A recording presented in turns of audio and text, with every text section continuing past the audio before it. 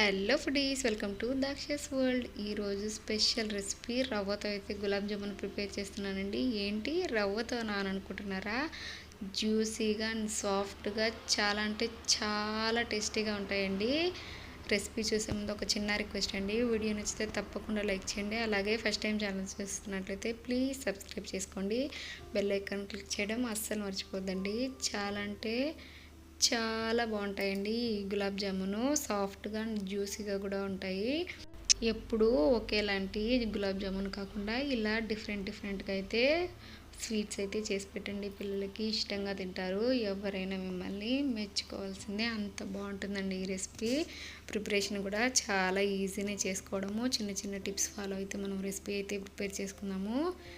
తిన్న వాళ్ళు ఎవరైనా మిమ్మల్ని మెచ్చుకోవాల్సిందే, అంత బాగుంటుందండి రెసిపీ. చాలా అంటే ఈజీగా, అలాగే ఇంట్లో ఉన్న ఇంగ్రీడియంట్స్ అయితే మనము హెల్తీగా అయితే ఈ గులాబ్ జామున్ అయితే ప్రిపేర్ చేసేసుకుందాము. ప్రిపరేషన్ అయితే చూసేయండి. ఫస్ట్ అయితే ఒక గిన్నెలో 2 కప్స్ అయితే షుగర్ తీసుకున్నానండి. 2 కప్స్ షుగర్కి అయితే నేను 1.5 కప్పు వాటర్ తీసుకున్నానండి. ఈ షుగర్ సిరప్ అయితే కాస్త చిక్కబడి, షుగర్ కరిగి కాస్త చిక్కబడి జస్ట్ రిఫైన్డ్ ఆయిల్లో అయితే ఉంటే సరిపోతుందండి. దీంట్లోనే ఒక 2-3 యాలకులు కూడా దంచి వేసేసుకున్నాను. ఇలా అయితే మనము షుగర్ సిరప్ అయితే రెడీ చేసి పక్కన పెట్టేసుకోవాలండి. నెక్స్ట్ వేరే ప్యాన్లో అయితే ఒక 2 కప్స్ వరకు మిల్క్ అయితే తీసుకున్నాను. అలాగే 1 కప్ అయితే రవ్వ తీసుకున్నానండి. 1 కప్ రవ్వకి 2 కప్స్ మిల్క్ అయితే పర్ఫెక్ట్గా అయితే సరిపోతాయండి. పాలు కాగిన తర్వాత అయితే ఇలా రవ్వను వేసి స్లోగా అయితే కలుపుతూ ఒక 2 మినిట్స్ అయితే మీడియం ఫ్లేమ్ మీదే కలుపుతూ ఉండాలండి. చూడండి, ఇలా మీడియం ఫ్లేమ్తో కలుపుతూ ఉన్నప్పుడు ఇలా రవ్వ అయితే మంచిగా ఉడికి దగ్గరకు అయితే వచ్చేస్తుందండి. ఇలా ప్యాన్ నుంచి సపరేట్ అవుతూ ఉన్నప్పుడు స్టవ్ ఆపి కాస్త చల్లారనివ్వాలండి. మన గులాబ్ జామున్ మిక్సర్ అయితే రెడీ అయిపోయింది. ఇలా కాస్త చల్లారిన తర్వాత అయితే వేరే గిన్నెలోకి అయితే సపరేట్గా తీసుకొని ఇలా ఒక 2 స్పూన్స్ నెయ్యి అయితే వేసుకోవాలి. నెయ్యి వేసిన తర్వాత ఇలా రవ్వనైతే గోరువెచ్చగా ఉన్నప్పుడే గట్టిగా ప్రెషర్ ఇస్తూ ఇలా అయితే రవ్వని ఒత్తుకోవాలండి. ఇలా చేయడం వల్ల మన గులాబ్ జామున్ అయితే క్రాక్ ఫ్రీగా అలాగే సాఫ్ట్గా అయితే ప్రిపేర్ అవుతుంది. చూడండి, చేయి అయితే కాలిపోతుంది, అయినా కాస్త ప్రెషర్ పెడుతూ అయితే ఒత్తుకోవాలండి. అప్పుడే చూడండి, ఇలా నిమ్మకాయ సైజ్ అంతా గులాబ్ జామున్ అయితే మనము ప్రిపేర్ చేసేసుకోవాలి.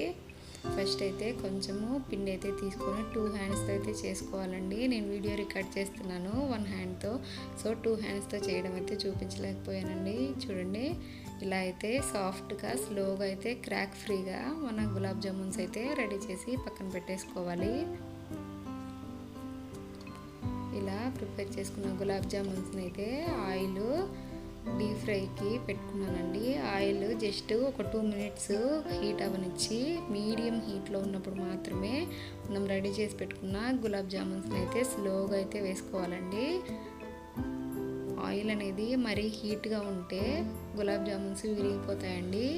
మరీ తక్కువ హీట్లో అయితే ఉంటే గులాబ్ జామున్స్ అంటుకుపోతాయండి ప్యాన్కే. సో మీడియం హీట్లో ఉన్నప్పుడు ఇలా స్లోగా అయితే మనం రెడీ చేసి పెట్టుకున్న రవ్వ బాల్స్ అయితే వేసుకొని స్లోగా అయితే ఒక 2 మినిట్స్ పెట్టి వదిలేసిన తర్వాత మాత్రమే గరిటె పెట్టి ఇలా కలుపుకోవాలండి.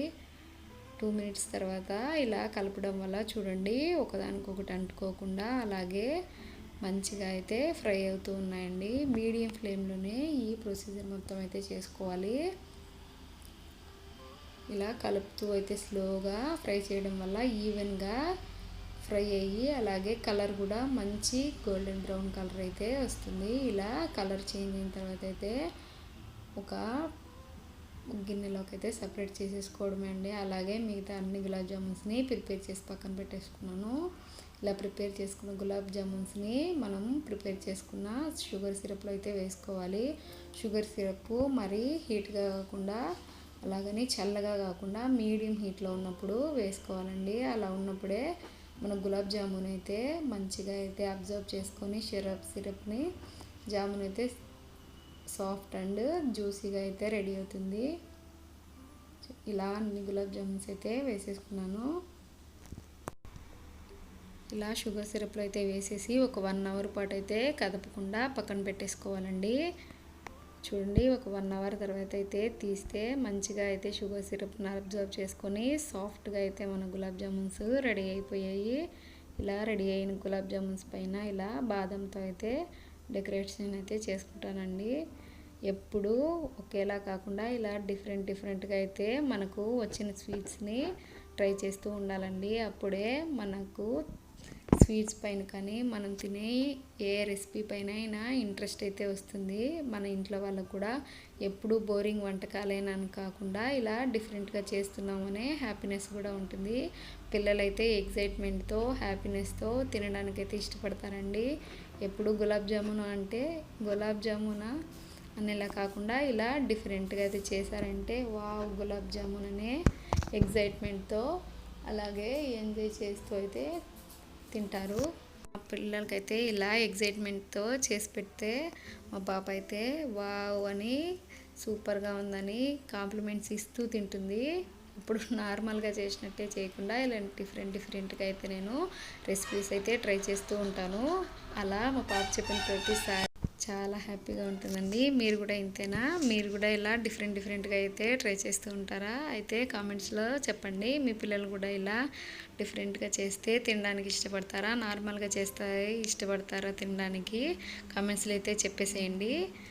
చూడండి, ఇలా 1 అవర్ తర్వాత మనం గులాబ్ జామున్ని సర్వింగ్ బౌల్లో తీసుకొని సర్వ్ చేసేసుకోవడమే. అలా కట్ చేస్తూ ఉంటే స్పూన్తో నోరు ఊరిపోతుందండి. ఇలా వాయిస్ ఇస్తున్నప్పుడు చూస్తుంటేనే మళ్ళీ చేసుకొని తినాలి అన్నంత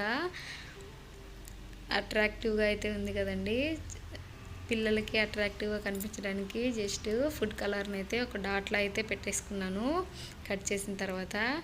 చూడండి, 1 అవర్ తర్వాత అయితే మన గులాబ్ జామున్ ఎంత సాఫ్ట్గా ఉందో. నచ్చిందా అండి? నచ్చితే మీరు కూడా ట్రై చేసి ఎలా ఉందో కామెంట్ చేయండి. Please subscribe to Daksha's world.